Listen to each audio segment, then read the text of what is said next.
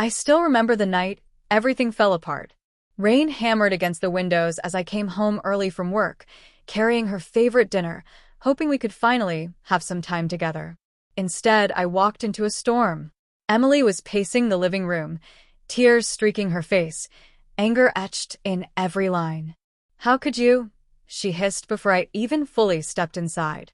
She tossed a pile of printed messages at me, screenshots, twisted lies from her coworker Ryan, claiming I was cheating on her with a woman from my office. My stomach sank. None of it was true. "Emily, listen to me," I pleaded, trying to stay calm. "These are fake. I've never done anything to hurt you." But she wouldn't hear me. Ryan had poisoned her mind, convincing her he'd seen me with another woman. And she trusted him over me, her husband of 6 years. She screamed, cried, and finally said the words I never thought I'd hear. "Get out of my house." She didn't ask. She demanded it. That night, I left with nothing but my keys and a heart in pieces. For weeks, I slept on a friend's couch while rumors about me spread like wildfire. Emily blocked my number. My family questioned me. Friends I thought I could count on vanished. I could have fought back, exposed Ryan immediately, but I stayed silent. I knew something Emily didn't. Ryan's lies would unravel on their own. 3 weeks later, karma quietly showed up. Ryan was caught flirting with another woman at their office, the same way he'd lied about me. He bragged to a colleague about breaking up a marriage just for fun. Someone recorded it. The clip made its way to Emily. Everything she believed, every accusation, crumbled in seconds. That same night, she appeared at my friend's apartment, soaked in tears, hair messy, voice shaking. "I'm so sorry. Please, can we fix this?" For a moment, I just stared at her, the woman who had thrown me away without asking for the truth. Part of me wanted to hug her, to tell her it was okay. But another part remembered the cold sidewalk outside our home, the silence of my phone, the way she hadn't let me speak. I stepped aside and let her in. She fell into my arms, crying, whispering, "I was stupid. I should have trusted you. Please come home." I didn't yell. I didn't curse. I simply asked one question. If I had believed a rumor about you and kicked you out, would you ever have forgiven me?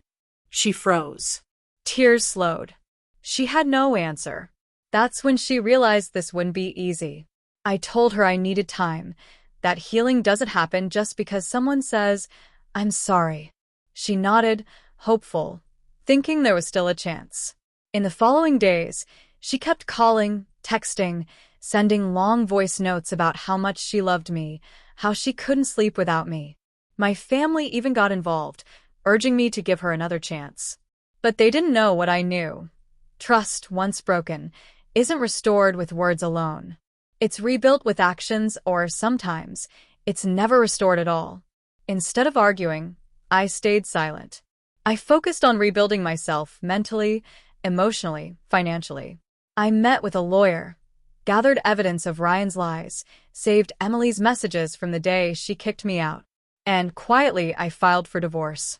No drama, no shouting, just calm, precise decisions, the kind that cut deeper than anger ever could. 2 weeks later, I asked her to meet me at the cafe where we had our first date. She walked in, eyes hopeful, holding a small gift box.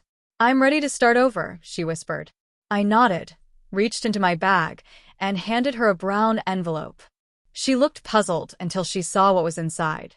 Divorce papers, already signed by me? Her legs gave out. Tears poured down her face as she grabbed my hand, begging, "Please don't do this. I made a mistake. I love you." This time, I didn't look away. I said softly, "You didn't just make a mistake, Emily. You made a choice. You chose to believe him. You chose to throw me out. And now, I'm choosing myself." She cried as if her world was ending. And maybe in some way it was.